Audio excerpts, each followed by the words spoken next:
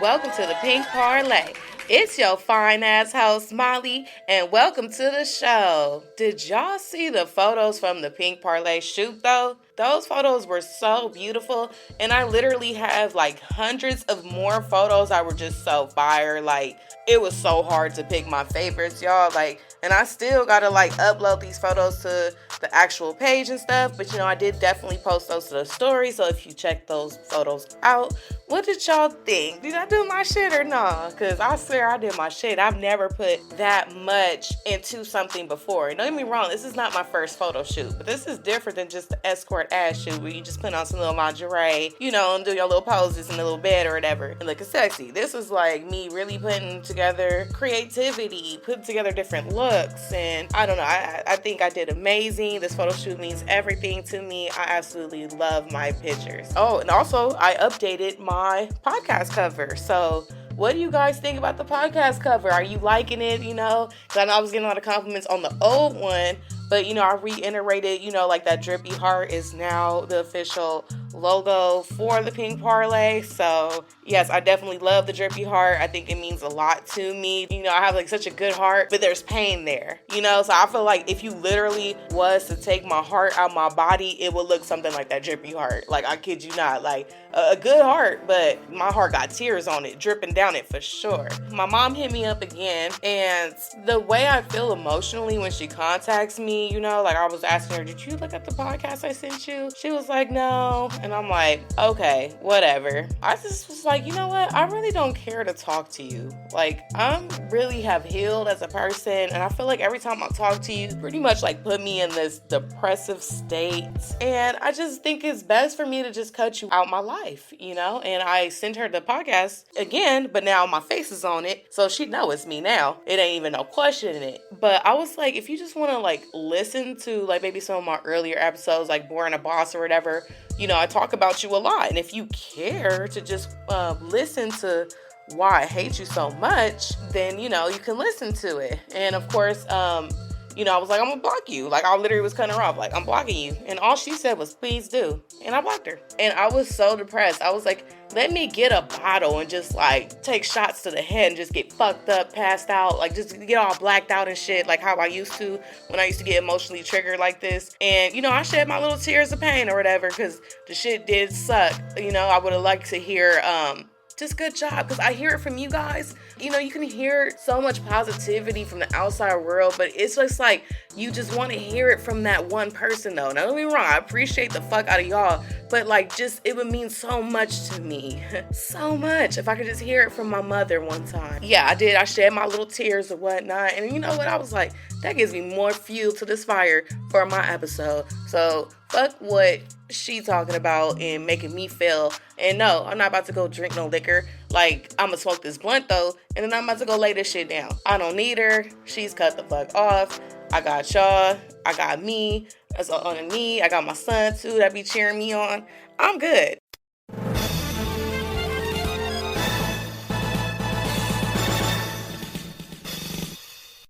We have seen every type of weather this week, from blistering heat to gusty winds and even a hurricane. At the start of the LA week, temperatures reached a scorching 100 degrees, and just a few days later, we end up with gusty winds and had the powerful tropical storm, Hurricane Hillary, wipe through LA, and to make matters worse, we were shaken by a massive 5.1 earthquake. Although no one was hurt in these catastrophes, I'm sure it came close. LA weather has been unpredictable, so it's best we all just stay inside and only go out if there's an emergency. Who knows what could happen to you out there with 2 inches of rainfall? Well, that's the Parlay Podcast Weather Report. I'm taking it back over to you at the Pink Parlay. In other news, to all my LA natives, do you guys miss the way LA was? When LA was actually fun, exciting? Well, you're not alone. I miss LA too. And in fact, there is a young lady by the name of Molly who is planning to start a movement called Make LA Great Again. And here's her story. So roll up if you smoke, sip your drink if you drank, and if you gotta be sober, then just listen to this realness I'm finna give y'all, okay? Remember like back when we used to go in the clubs, like jerkin era, when we had like a dance culture? Like, it seemed like you hear some jerkin songs, everybody was in the club jerking, grinding on each other, having a good fucking time, actually interacting and dancing.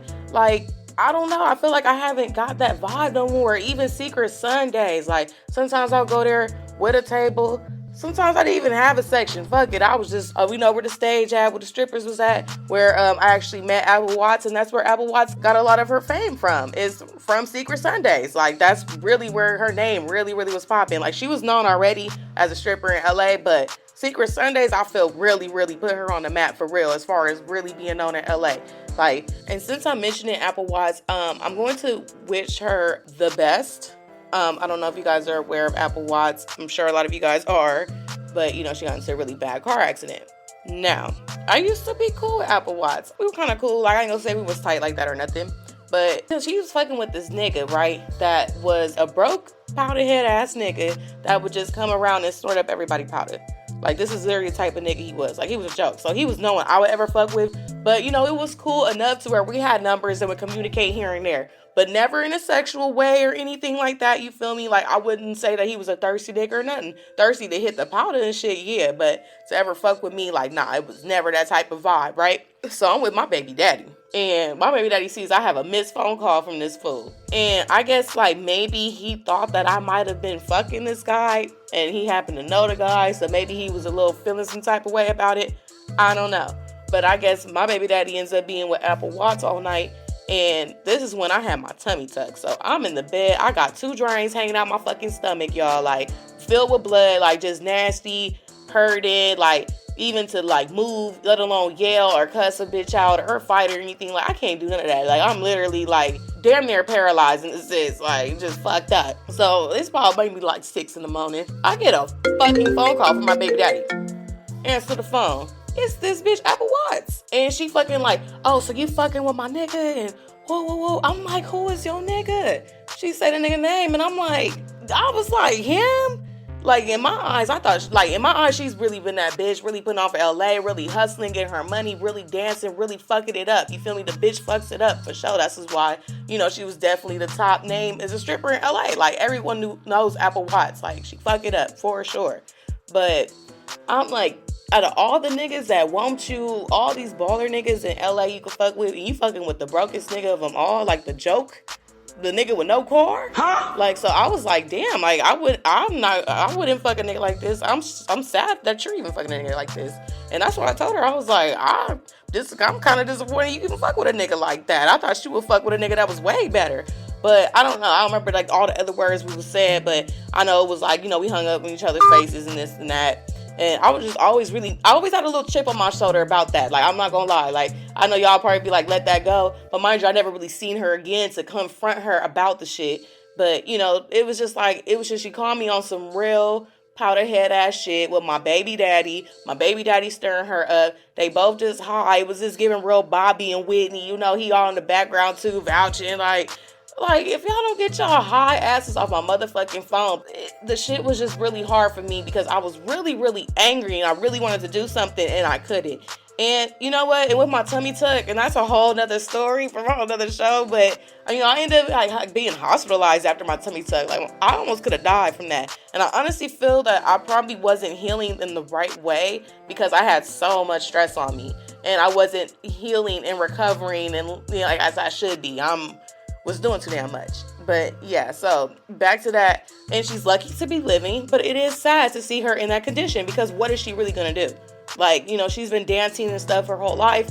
I don't know if you guys seen her, but like, she looks pretty bad. Like, for real. Like, I don't know what she's really gonna do. Like, I don't. Like, because she can't really talk really well. She can't really move like that. So the situation is tragic unless she can really have a speedy recovery. And I hope she can. I really do.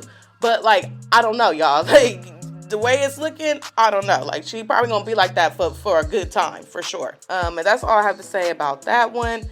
And just now, the club scene is just weird. Like, now when we go to the club, it's like mandatory to be in a section. It's like you're a nobody if you go to the club in no section. Like, at least that's how a lot of people in LA think.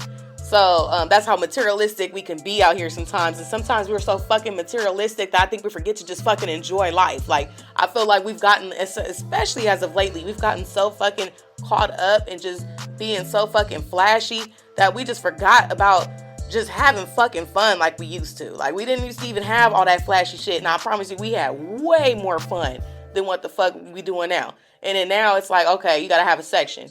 Bro, it is not a luxury experience to have a fucking section and you pack it up with about 50 bitches. Now we cramped up in one fucking section. Everybody stepping on each other. Drinks is getting spilled on bitches' shoes and outfits and shit. Now bitches is tense, ready to fight and some more shit. We ready to fight for our seat. Like, bro, like bitches is ready to fight for the liquor because it's only like a couple bottles and it's amongst 50 bitches. So it's like, you feel me? Like, how is that enjoyable? That's unenjoyable. That fucks up my mood every fucking time, and it fucking irritates me and irks my soul. So, like, yeah, we need to stop doing that, bro. Like, if you gonna be in a section and thinking you the shit and you thinking you cute, be in a section and be comfortable and have some elbow space and shit and some bottles and just on some elegant shit, and that's player. And that's actually what I see myself doing. One day when I'm really doing my shit for real, like, I'm gonna have my own section. It might be just me and that bitch with my bottle. I don't know.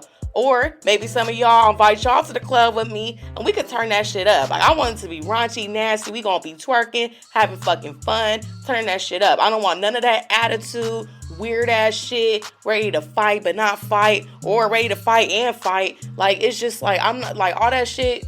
Like, we gotta stop that in LA. Like, the attitudes lately have been really tense and really funky, and I don't fucking like it. It's not for me. So when I go out, I want good vibes, good energy. Let's fucking have a good time.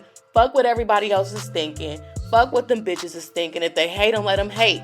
But we gonna have fucking fun and be fucking great, bitch. Like, come on.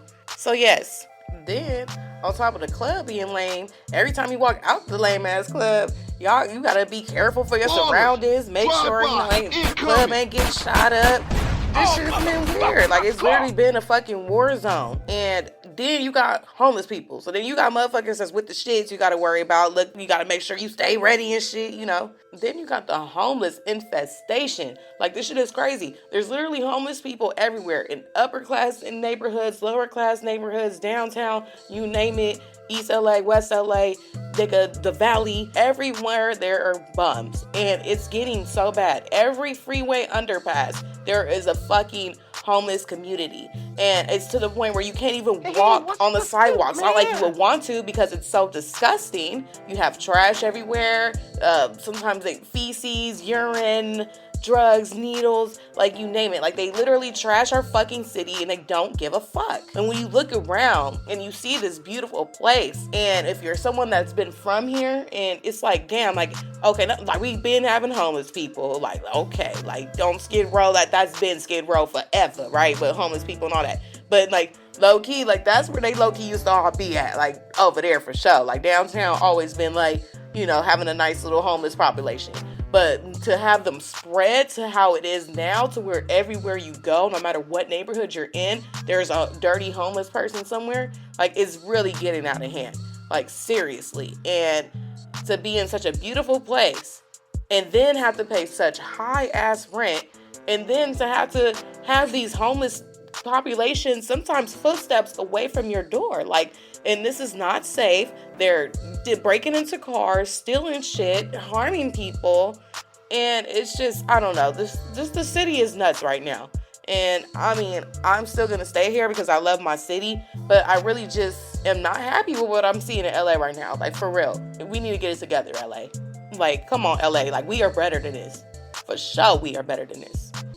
When COVID hit LA and shut everything down, I would truly say it was a bittersweet moment for us.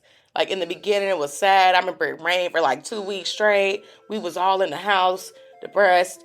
And then, I swear to God, the sun came out. We must have started figuring out that it was some money to collect. And motherfuckers, we was outside, okay? We didn't give a fuck about shit being closed. We was running it up in them Airbnb parties. One popular place being the Level Furnished Living in downtown. That place has a huge reputation for having some of the biggest parties during COVID, but also having a lot of violence, like crazy violence. Like, it was getting to a point where, like, you couldn't even walk into that motherfucker. You probably gonna get robbed. Something gonna happen. Like shit got tricky up in the Level. So, like, I never really fucked with the Level personally, but yeah, motherfuckers was really like in mansions and shit, going crazy with the parties, bro. But yeah, again, a lot of those parties were getting shot up as well. And I think what happened is once everybody started getting them little EDD checks and shit, motherfuckers started getting the small business loan checks. Like, motherfuckers had money. Like, niggas that never had money before had money. Like, I've never seen no shit like that in my life. I never seen so many black people, minority black people, have money the way we did during COVID. And I will truly say that was the beauty of it. It was beautiful to see everyone happy, having a pocket full of cash, flexing, with the sliding the fucking hundreds up the arms and shit. You know what niggas was doing and flexing when them COVID checks was hitting. So yeah, it was a beautiful sight. But with that, I think people had money to purchase weapons. And also, you know, people got used to the luxury lifestyle. Everyone was eating lamb chops and wearing Dior and buying bulldogs. Like, niggas was happy, you feel me? And I think what happened is, you know, niggas blew through the money so fast that, you know, niggas got broke quick. And then now them niggas ain't got used to that luxury lifestyle. Like, niggas got used to sinking them teeth in lamb chops and shit. So, you know, to have to chomp back on them noodles, you know, that's a whole different thing. You know what I'm saying? So, you know, them Dior shoes got dirty, bruh. You can't buy another pair, you know, shit like that. So I think that's when people started getting really thirsty, and I would say very, very money hungry. And because of this, I did see a huge increase of violence. We all did. It was devastating. It was like every day I will open my Instagram page. Come on now, dog. And I would see another person dead. Another young person dead. And it was getting sad. Like, it was getting scary. It was getting to the point, like, I already know it must be another motherfucker dead. And that's what it would be. Like, it was tragic. And it's been sad on us. Like, it's really been depressing on us. Because if you're from LA and you're listening, I'm pretty sure you done known a lot of motherfuckers that then got killed. And these last, like, few years or so. Like, so many. And if you're really in that life or just have a big family and shit, like, you probably got several people that then got killed just in one short time period. Whether they died from COVID, whether they got murdered, you know, it was really a hard time for us. And people got so thirsty. Like, you know, motherfuckers used to rob at night or whatever. Motherfuckers was getting so thirsty. People was doing armed robberies in the daytime. Like, people walking out the jewelry stores and motherfuckers was robbing them. Like, this stuff hit the news, you feel me? And it's like, damn, like, really, like, people are really thirsty now. And that's something that I had never seen before. And I will say, I think it's calmed down a little bit. It's still fucked up out there, and it's still tricky. And then, out of control, homeless population. Like, most of these homeless people out here are not just innocent souls that's down their luck. Yes, there are some of those people, and usually, those people eventually get housing and help like that. But no, I'm talking about these homeless motherfuckers out here with no shoes on, skin black, and not because they're black, but because they're so fucking filthy, you know what I'm saying, stinking, out of their mind, tripping, panhandling, titties out. Like, I done seen their disgusting private parts. Man. Like, you know, and they just don't give a fuck, you know? Like, they burn the fucking sidewalks up all the time. They burn all the trash cans. Like, they leave their trash everywhere. They steal a whole bunch of random ass shit, and they just trash our freeways and highways and streets. And it's like, there's nothing that can be done. Not only that, a lot of these people are on lots of drugs and they trip the fuck out. And a lot of these people are very angry and they get very hostile. Some could get very violent and even like kill or attack you. And a lot of them definitely break into your cars because they're looking for money. So if you have anything valuable, you know, they will try to break into your cars too. And guess what? The city is fucking allowing this. Now, at one point in time, yeah, drug addicts used to get locked the fuck up. They was on that bullshit, butt naked and running around on the streets. You going to jail, lady. They slam that bitch to the ground, cuff her up, you getting locked the fuck up. Now, we got this, I don't know what these soft-ass politicians are in the office, but, you know, they have this soft-ass, hug-it-out mentality where it's like, we're going to let us... Like, I don't think that's the problem with California. Like, we're such an amazing place, but we are too goddamn nice sometimes, especially on the political level. Like, they let the homeless be homeless. They have their rights. So they basically let them do this shit now. And I think this is honestly why it's getting fucking out of hand. And I feel like they're acting buck fucking wild. They're fucking shit up. And they don't give a fuck. Because they don't even give a fuck about themselves. So why do you think they're going to give a fuck about us? Or our property, or our beautiful city, LA. They don't give a fuck, and they're trashing it, and they're making it look disgusting. And it's not like the cost of living is getting cheaper here. No, the cost of living here is getting more expensive. And in some neighborhoods, you have to pay $3,000-$4,000 for a typical 1-2 bedroom apartment, and you have to walk outside and deal with not only your car being broken into, but being attacked by a homeless person every time you walk outside. Like, that's fucking crazy. Like, this shit is stupid to me, like, for real.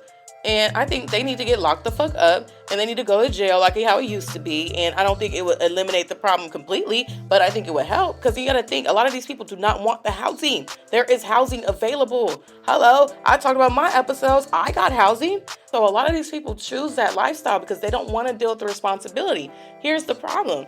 A lot of these homeless places, they require the homeless to be clean. You cannot be using drugs in the shelter programs here. So what do? Fuck the shelter. I'm running the streets because I want to do drugs. That's all they care about. So if y'all gonna really help them, I guess maybe let these motherfuckers get high in these homeless places, and they're trying so hard to do all they can, spending all their tax dollars and shit that's very expensive, by the way, and they gonna spend it on like buying out all these hotels and housing the homeless. But I promise you, if these motherfuckers, if they can't use up in that motherfucker, I promise you they ain't going. I don't know, this shit is just stupid. Then the drugs didn't like really change. Now, it's a lot of meth heads, and now fentanyl being the new like it drug amongst the people, it's really tearing the homeless community down. And they're getting hooked on this fentanyl, and they're just nasty with it, and they're just like zoned out. Like, it just looks like fucking zombie land up in this bitch. Like, it's fucking disgusting. Like, it really is. And it's sad to see. This is not nothing new. Like, we've been having crackheads pushing carts and all that in LA, right? But, it would be like a few crackheads, you feel me? Now it's like, damn, like, it's really a lot of y'all. Or I just miss like the old school crackheads. Like, remember when crackheads just was handy as fuck? Like, they always had shit for the low, and they always had like whatever you needed. PlayStations, DVD players, like washing machines, refrigerators, you feel me? Like, how the fuck you even get this shit? But you never asked no questions really. You just was like, thank you because you was getting a good ass deal for that shit, or even like a lot of crackheads was talented. Like, when they panhandled and shit, they would sing. Like, in fact, there's a very known crackhead on Western off the 10 freeway. On God, back in the days when he was a little younger, like, he used to like dance like Michael Jackson and everything, right? But now he still be panhandling. He's still out there too. That's crazy. That's what they say. Crackheads live a long time, and they might be fucking right about that, because that motherfucker is still walking, but he ain't doing the moonwalking dancing no more like he used to. But the nigga, he used to fuck it up for real. And I always was like, I was really young watching him, but I was just like, damn, like, this dude is really talented. And I've seen so many crackheads could sing. Like, it's just like, wow, man, like, what the fuck happened to you, I guess the trauma just fucked you up, and you just, like, fell in love with this drug, and it fucked you up, man. But it's, like, it breaks my heart to see it, because there's so many talented souls in L.A. that's just fucked up, for real, like, the trauma and just, getting hooked on the drugs and stuff, and it's so sad to see.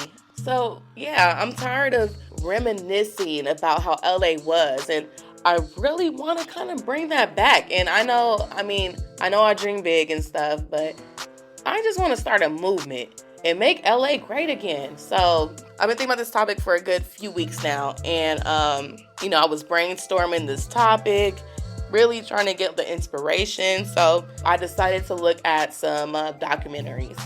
And I started looking at like the history of Make America Great Again. And of course, when I was looking at this documentary, Make America Great Again was not started by Donald Trump at all. Politicians been saying that shit, right? It was started actually by Ronald Reagan. And after the Great Depression, he made this saying, Make America Great Again, to kind of bring back hope into the American people. And that's actually what he did as well. And the economy actually ended up booming not too long after that. It kind of hit an emotional chord with me, because this is what made me think of this. Like, I was just like, make LA great again. And that's what I want to kind of bring. Because when I say it, it's like, can we make this place great again? Because LA is such an amazing place, And I don't even think we're that too far off the deep end. I think we could reel it back in real quick and make this place like the most fun place in the world again. Yeah, but the only thing that Donald Trump did differently is that he took Make America Great Again and he trademarked it and made it his own. So my light bulb went off, and I was like, wait a fucking minute. I'm like, if Donald did it, why can't I? So I literally decided, make LA great again, made up a design, trademarked it, and everything.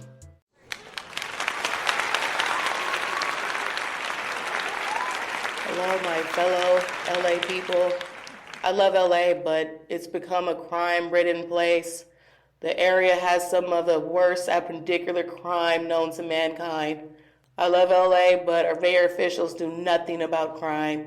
But if I say so peacefully and patriotically, these Californian officials are deranged.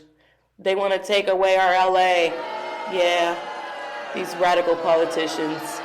We are in turmoil. Now it's time to save our LA.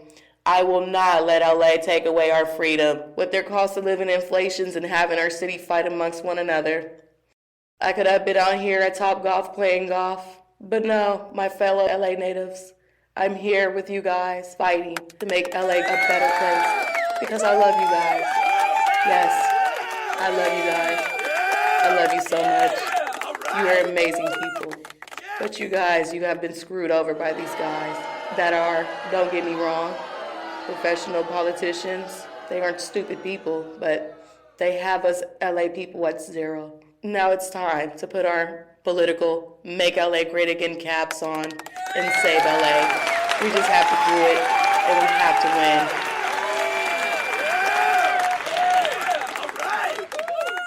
And with that being said, I'm having my first merch item, Make LA Great Again hats, ready for purchase on the Pink Parlay website at www.thepinkparlay.com. And these hats just mean so much to me. Like when I wear my Make LA Great Again hat, like I'm wearing it right now, I wear this motherfucker with pride. I wear this shit like hoping I could bring light in other people, and people already be like fucking with it. Like damn, like I can just see the sparkle in their eyes. Like damn, I do remember LA being a great place. Like what the hell is going on with us? Like let's get it back together again. Like cause LA is fucking amazing. So yes, like, and I just really want these hats to represent, like, let's just chill the fuck out a little bit. Like, let's form a little bit of a unity. Like, do you know how powerful us minorities would be if we got together and formed like some sort of business venture? Like, first of all, ain't nobody stronger than a motherfucker that come from the hood. Like, so we are built up to pretty much deal with any type of stress or bullshit for real. Like, we really could really take over the world and do some amazing things. There's so many of us that are so intelligent, and just because we may not have the money for the best education does not mean that none of us is stupid. If anything, a lot of us is wise, and we got street smarts, and when we combine the two together, we are way smarter than any motherfucker that just has nothing but book smarts but absolutely zero street smarts. So don't y'all ever forget that. Like, we are amazing people out here for real. And it's like, damn, if we just got together, instead of fighting one another every fucking time, instead of bitches being mad and hating because a nigga's all up in your face and shit and just weird shit, like, why not just be like, hey, like, let's start a conversation. Let's start a business. I did not realize the importance of relationships until I got into real estate. When I got into real estate, I realized that every fucking relationship or person that I done cussed out or tried to fight, you know that could have been a sale for my motherfucking house. In fact, maybe one of them bitches did buy a fucking house that I done fought years ago. That could have been a client for me. So then that's when I had to start realizing, like, is it really worth the drama? And really, like, it's best to try to be cool with so many more people. And when you get into business, you really start to see that shit. And if you're having bad relationships with everybody and trying to fight everybody and shit like that, how the fuck are you gonna get support for your business? How the fuck are you gonna get clientele? How the fuck are you gonna get referrals? How the fuck are you gonna grow your business? So that's why I'm like, if we all thought more on a business level, I promise you, you will leave so much of that little petty shit alone. Like all that little petty shit that bitches be on and want to fight over little shit or just being drunk and just can't handle their liquor. Like if you're thinking on a business level, like that could be a client, that could be some money. I promise you, you will not be trying to fight and do all that bullshit. So instead of y'all fighting thinking that shit cute, why don't we get together more and start a fucking business? Put some money into some shit and do some shit out here. Hello, like that makes sense to me, but you know, maybe I'm just a different type of bitch. I don't know. Let's just make LA great again, y'all. Like, let's stop being so damn trigger happy. Like, you know, nigga could still squab it up if we got beef, but to be just so fucking trigger happy and just shoot at a nigga for no reason, it's like, and let's just do something about these homeless people. Like, They need to do something. They need to get locked up. They need to get packed up somewhere. I don't know what needs to be done, but for real, like maybe send them off to like, I don't know, Catalina Island or one of them little off islands. Like, I don't know where they need to go, but they just it needs to get cleaned up. I know everyone deserves a chance at life, but I promise you, a lot of those homeless people are not innocent people. They are very trauma filled, and they're very eaten up by the trauma, and they're very angry. A lot of them are very negative with very dark energy and will do anything and will definitely hurt you, and they don't give a fuck about you. So that's why I personally don't give a fuck about them. That's why I don't give them my money and stuff like that. For what? You're a fucking drug addict. Get a fucking job, clean your life up, and you'll probably be alright. Like, I work hard for mine, so the fuck? I wish someone would ask me for my money, especially right now. Like, don't ask me for shit, especially right now, because I'm like, every man for himself, money tight. So, I don't know. Maybe we can, like, create a dance again or something. Like, I know, like, TikTok is, like, the thing, but remember when we had, like, dances? Like, I really want to see us bring that back. Like, can we have a LA dance where you just play that song and we all just fucking it up together as a unity? Like, I really think that would really create a bond between us, especially in the club scene. And I'm finna be outside, y'all, turning shit the fuck up. Regardless if the clubs is dry and if you bitches want to be weird, I'm still gonna have a good time and live it the fuck up and wear my little Make LA Great Again hat. So don't mind me, because I'm definitely finna be out here in it. And I'm finna just be living my best fucking life. And, you know, life is too short. Y'all know that. Like, life is really short. So let's stop being so fucking tense. And can we just live it the fuck up again? And I hope y'all enjoyed this realness. I'll catch y'all on the next parlay.